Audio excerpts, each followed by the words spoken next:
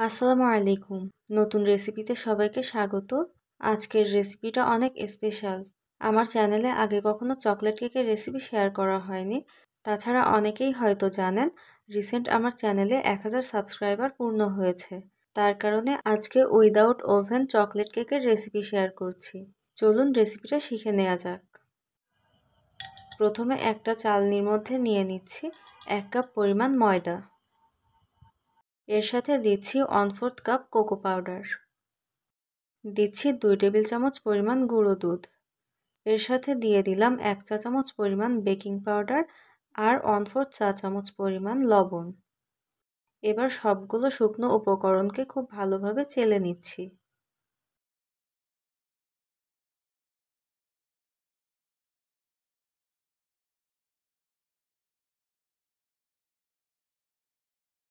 উপকরণগুলো চেলে নেওয়া হয়ে গেলে এর মধ্যে দিয়ে দিচ্ছি 3/4 কাপ পরিমাণ চিনি।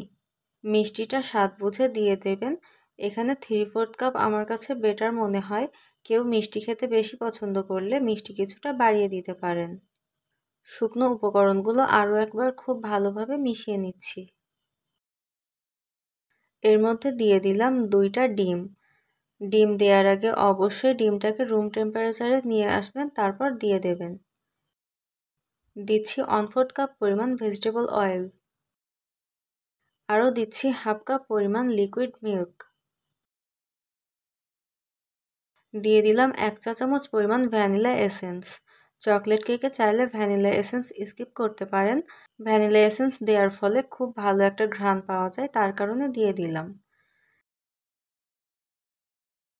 একটা বাটিতে 1/4 কাপ পরিমাণ গরম পানি নিয়েছি। তার মধ্যে 1 চা চামচ কফি পাউডার মিশিয়ে ব্যাটারের মধ্যে দিয়ে দিচ্ছি।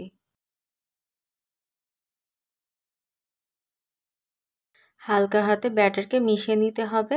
এখানে ইলেকট্রিক বিটার ছাড়াও ব্যাটারটা তৈরি করে নেওয়া যাবে। মোট কথা ব্যাটারটা এমনভাবে তৈরি করতে হবে যেন ব্যাটারের মধ্যে কোনো প্রকার বাবল তৈরি না হয়। ব্যাটারের মধ্যে বাবল তৈরি হলে কেকের ভেতরে অনেক বড় বড় ছিদ্র দেখা যাবে, তখন কেকটা দেখতে একেবারেই ভালো লাগবে না।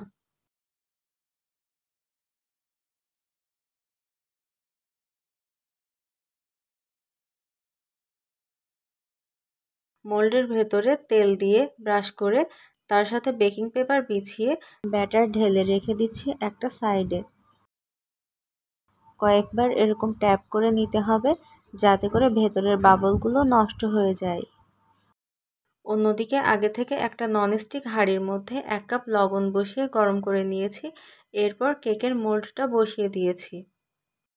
সম্পূর্ণ কেকটা তৈরি করেছি একেবারে লো হিটে। প্রায় 40 থেকে 50 মিনিট পর চেক করে নিচ্ছি।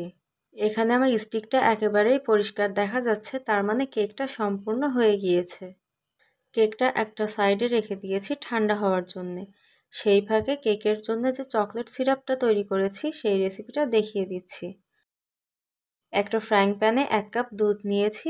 এর মধ্যে দিয়ে দিলাম 1/4 কাপ পরিমাণ চিনি। এর সাথে দিচ্ছি 2 টেবিল চামচ পরিমাণ কোকো পাউডার। চেষ্টা করবেন একটু ভালো ব্র্যান্ডের কোকো পাউডার ব্যবহার করতে, এতে করে টেস্ট অনেক ভালো আসে। আরও দিয়েছি 2 টেবিল চামচ পরিমাণ ময়দা। চাইলে এখানে কর্নফ্লাওয়ার ইউজ করা যাবে। কর্নফ্লাওয়ার দিলে সিরাপটা অনেক থকথকে টাইপের হয়, আর ময়দা দিলে হয় কি, এটা অনেকটা ক্রিমি টাইপের দেখায়। 5 থেকে 6 মিনিট লো হিটে জাল করার পর সিরাপটা এরকম দেখতে হয়েছে। ঘনত্বটা যখন এরকম হয়ে গিয়েছে তখন দিয়ে দিচ্ছি 2 টেবিল চামচ পরিমাণ বাটার। টেস্ট আরও ভালো করার জন্য দিচ্ছি 2 টেবিল চামচ পরিমাণ গুঁড়ো চকলেট। এখানে ডার্ক চকলেট ব্যবহার করেছি, চাইলে সেমি সুইট চকলেটও ব্যবহার করতে পারেন। চুলো বন্ধ করার পর সবগুলো উপকরণ একসাথে খুব ভালোভাবে মিশিয়ে নিচ্ছি। চকলেট এবং বাটারের সাথে সসটাকে খুব ভালোভাবে মিশিয়ে নিয়েছি।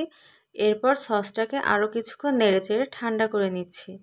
সস ঠান্ডা হওয়ার পর ঘনত্বটা এরকম হয়েছে। এখন একেবারে পারফেক্ট রয়েছে। এটাকে আলাদা করে ফ্রিজে রেখে ঠান্ডা করার কোনো দরকার নেই।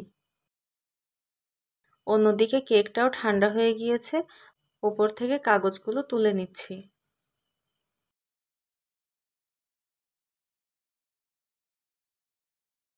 দেখে নিশ্চয়ই বুঝতে পারছেন কেক অনেকটাই স্পঞ্জি হয়েছে, আর কেকের ভেতরটাও কেটে দেখিয়ে দিচ্ছি। আজকে কেকটাকে 2 লেয়ার দিয়ে তৈরি করছি, তার কারণে মাঝখান থেকে কেটে নিয়েছি। সিরাপটা একেবারেই পারফেক্ট টেক্সচারের রয়েছে, একবারে খুব বেশি দেওয়ার দরকার নেই, মাঝখানের লেয়ারে অল্প পরিমাণ দিলেই হয়ে যাবে।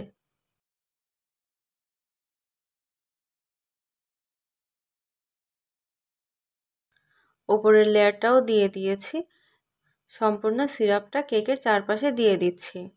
এই চকলেট সিরাপটা খেয়ে কেউ বুঝতে পারবে না যে এটা ময়দা দিয়ে তৈরি করা হয়েছে। এটা হুবহু দোকানের চকলেট সিরাপের মতো। 1 লেয়ার সিরাপ দেওয়া হয়ে গেলে ফ্রিজে রেখে দিয়েছিলাম 30 মিনিটের জন্যে। এতে করে সাইডের দিকটা অনেকটা প্লেন দেখাচ্ছে এবং কেক সিরাপটাকে অনেকটা টেনে নিয়েছে। বাকি সিরাপটুকু দিয়ে দিয়েছি। এরপর কিছু চকলেট গুঁড়ো করে রেখে দিয়েছিলাম, সেগুলো চারপাশ থেকে দিয়ে দিচ্ছি। এখানে নিজের পছন্দ মতো ডিজাইন করে নিতে পারেন। চাইলে এখানে চকলেট সিরাপের বদলে এমনি খেতে পারেন, আবার বাটার ক্রিম অথবা হুইপ ক্রিম দিয়ে ডিজাইন করে নিতে পারেন। কেক কাটা দেখে নিশ্চয়ই বুঝতে পারছেন কতটা সফট হয়েছে।